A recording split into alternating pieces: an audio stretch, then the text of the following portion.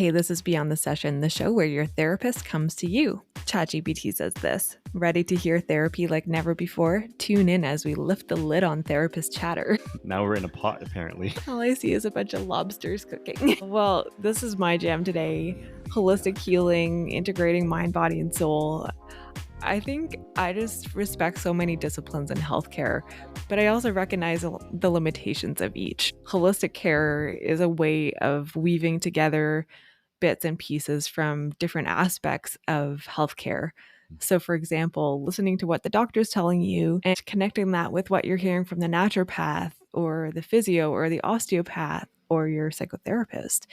And so a holistic approach tries to look at all the angles and recognize that we are complex beings. We are mind, body, soul, and spirit. And we don't know everything there is to know about how to get better. Otherwise, we would never be unwell. So, I mean, this is something that I've just experienced a little bit, even just in our family, right? We had a child who was going through some severe digestive issues.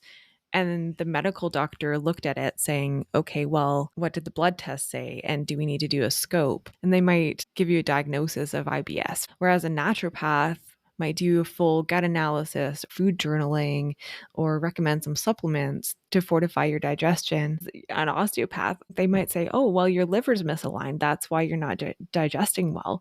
And so they're going to try and do soft tissue manipulation to correct that. But then in the meantime, you might be having all these negative moods because of food reactions, and that's driving you into the psychotherapist. You're feeling depressed or anxious because of things that you're eating. I get all worked up about this. I can't wait to get into this today with you, Lindsay. My husband is on the show, Lindsay Singh, and he's a registered psychotherapist. I'm a social worker.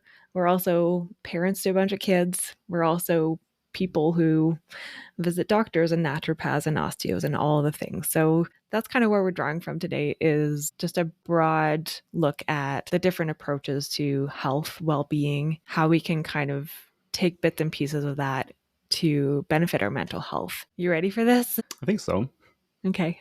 What do you think is the general understanding of what it means to do holistic healing for someone? I think that if you even just look at in the psychotherapy realm, the cognitive behavioral therapy, you've already see a sense of holisticness to it, in the sense that we are made of the sum of our parts, of being a physical body and feelings, and also our behaviors and also our thoughts, right? That's the realm that we are going to touch on the most in therapy. But there's a recognition that we are social beings, that we are spiritual beings, that we are part of a society, right? We're existential beings. So all of that comes into play for holistic health. Yes, I think one of the favorite words in social work is intersectionality. We have relationship roles. We have cultural ties, we have our upbringing, we have all these different pieces that make us, right? And so a holistic approach is trying to address all those different pieces of us from different angles, the angles that are most appropriate to what we're going through. Can you explain how holistic therapy addresses the interconnectedness of emotional, mental, physical, spiritual well-being? Yeah. Actually, as you're talking, I've been thinking about a client of mine who has a chronic illness going on right now. And so they are going to all the things, right? All the different doctors and all the, nutritionists and physical therapy. What the experience has been is has been very overwhelming because of the different instructions from the 10 different prescriptions of things that you need to do and change in your life. And so when they come to me, they're very overwhelmed. And my role in that was to be a validation of their experience, but also to hopefully bring a little bit of clarity through talk therapy. And so one of the things I have encouraged this individual to do is to take on a little bit more of or maybe trust a little bit more of their intuition even. Around all of this, because there's so many instructions that are even contrary to one another. So I said, well, this is more coaching, but what are your ideas? Right? What do you think you need to do? What do you think are the main things, or the top 2 things, or 3 things, top 1 thing out of all the instructions and data you've now received from all your different inputs from all your different therapists that you think will actually be the best for you? And so that gave them permission to not ignore all of the different voices, but to sort through and pinpoint. Because, I think there's evidence behind this too. If you don't believe that something's going to be helpful for you, it becomes less effective, right? Absolutely. So you have to be able to look at it and go, you know what, like this is the thing that I probably really should be doing right now. It's like, okay, let's just focus on that then, Yeah. right? Because there's so many schools of thought, there's so many disciplines, there's so many angles. Like, Yeah, you go to your chiropractor and they're going to diss your physio, and you go to your physio and they don't believe in chiropractic. But both of those could be helpful for someone, yeah. or one or the other. I think what we're trying to do here is not to say you should have a whole team of specialists working on your health. That's not what we're saying, because A, it's not affordable for most people. B, it's not realistic, and it would literally be a full-time job. We don't have time for that. And C, it's confusing. It's overwhelming, like you were saying. So instead, like, how can we then have a healthy approach to holistic healing?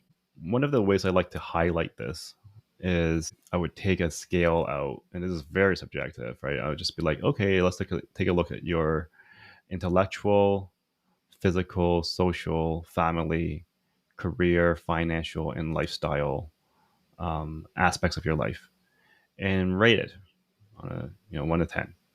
And let's get a composite score. Oh, you're scoring 7 out of 10 on an average. Hey, how does that feel? It's like, oh, you actually are more happy with your life than you thought. So it's a way of seeing, like, for some people, it's a recognition that, like, oh, things may not be as bad as I thought. Mm-hmm. And for some people, it would be validating. So yeah, I'm about a 4 out of 10 kind of thing. But now we suddenly have a score for every area, and we can say it's an awareness that I made of multiple parts and values and motivations that bring value to my life. But I can also now see, like, for example, I didn't know that this part was the lowest, Yeah. right?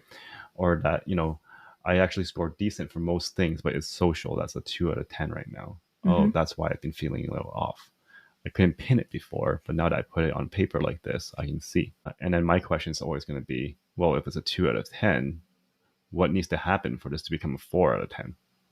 And then that's where the creativity comes in for how I'm going to shore up that area of my life. Because usually, if you take the lowest score and you can improve that by a significant enough amount to feel it, generally it makes you feel more. It makes you feel better overall. Yeah. And when you're able to map out the different aspects of your life that way, like you said, you can say, hey, well, my family relationships might be a mess right now, but then I actually have really strong friendships, and I actually have a really good routine going at the gym, and work's not so bad right now. So you can kind of get a broader picture and recognize that that's only one section of your life. And it's definitely casting shadows on the other aspects of your life, but that there are other good things going on. Yeah, and you can look at all those good things as resources, recognizing my resources. If I have it, then I'm going to have a buffer there for burning out.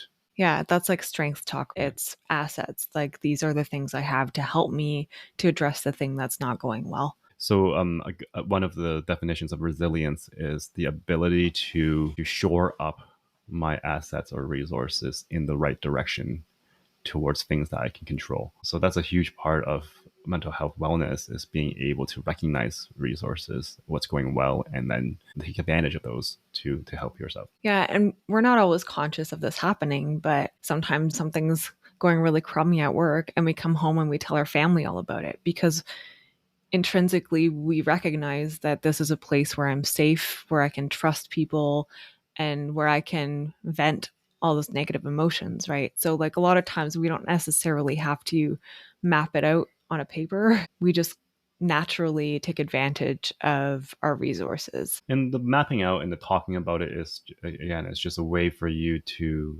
make your own uh, aha moments of, like, oh, yeah, like I probably knew that about myself, but I didn't pin it yet. Now that I Mhm. pinned it, there's some clarity to it. Yeah. So, what are some holistic things, even within therapy practices, that some practitioners use? Can we just brief over those, I guess? So I guess even in the therapeutic world, there are so many different types of therapy, And that's helpful because there's so many different types of people, right? Yeah. Or interests. I'm not any of these things, but like there are music therapists, there are art therapists, there are people that do body work, and people that are really big proponents of mindfulness and meditation, right? And that just again just draws to the different kind of value that you can get. Like someone who is artistic, they see the world in a visual way that is so different from someone who is not, I guess. And that's why that become a really valuable outlet for them to be able to draw something and bring out this emotional thought process that is now being represented visually, right? That's a way of drawing out thoughts without needing to put words to it, even. Yeah, this brings me back to the multiple intelligences. You know, how you have to teach kids differently because some are kinesthetic and some are musical, and some are really good with words. And so I suppose you can say that in talk therapy, the ones that are good with words are the ones that are going to benefit from that, and the ones who are musical are going to want some good music therapy, and the ones who are kinesthetic want some good body work, right? Yeah. I think there's aspects that you can even bring in or give as homework, right? Even just in your interviewing of people, like what do you think could be helpful, or what are ways that you could practice this? And just giving people ideas. If you're wanting to give them relaxation techniques, maybe listening to music might be a good time for them to, be more calm and present. Yeah. As a therapist that wants to grow, you're always trying to capture new modalities and certifications under your belt, right? It feels good to have more tools in the toolbox. But yet, we have to recognize that we are not the one-stop shop for everyone. Yeah. But we're here to be your professional, friend that cares for you and that helps you think through what resources are still available out there. Because if I'm your resource, that creates a dependency problem. Yeah. But if I'm helpful for helping you point out your resources and capture them yourself, then it's just like the whole teach a man to fish kind of idea, right? Yeah, exactly. Playing into the multiple intelligences, you're able to offer a certain type of intelligence to people, like you said, which is mostly conversational ideas. You're a very big ideas person. Yeah. But then when someone goes home to practice a holistic approach, recognizes and understands that as part of being a healthy, balanced individual, there are physical aspects of that, motion and physical activity. There are parts that are artistic. We might need to listen to the radio. We might like to sing in the shower. I don't know. Or do journaling or writing. Or lots of people now are doing podcasts therapeutically. And just recording it, and it's not for anyone. And then there's spiritual aspects of us too. And some people connect through an organized faith system, but that all plays into our being, recognizing that we are mind, body, soul, and spirit, like we said. I think sometimes it's frustrating for a client when they come in, they say, you need to solve this problem for me. And I say, how are you going to solve it? And then they have to start coming up with an answer. And usually that's usually actually where they find their solution path, actually, is when they start having to think about it. It's kind of a understandable frustration because you kind of want to, just tell me what to do, right? But on the other hand, I can brainstorm with you and come up with options you never thought about before. Yeah. But it's ultimately going to be back to, well, what do you think would be most helpful? And it can be an annoying question to receive, and yet maybe the one that you need. Yeah. This is a short and sweet episode today. We're not going to, draw this out too much, other than just to say again that our goal in therapy as therapists is to help people recognize and address the different aspects of their being so that they can heal in the places they need to heal in ways that are meaningful, in ways that are realistic to them, in ways that capture their imagination and suit their personality. So Lindsay, thank you for coming in. This has been Beyond the Session, brought to you by Reset Counseling and Psychotherapy in Barrie. And we'd love to hear from you. Shoot us an email at resetbarrie@gmail.com. And we'll hope to see you next time.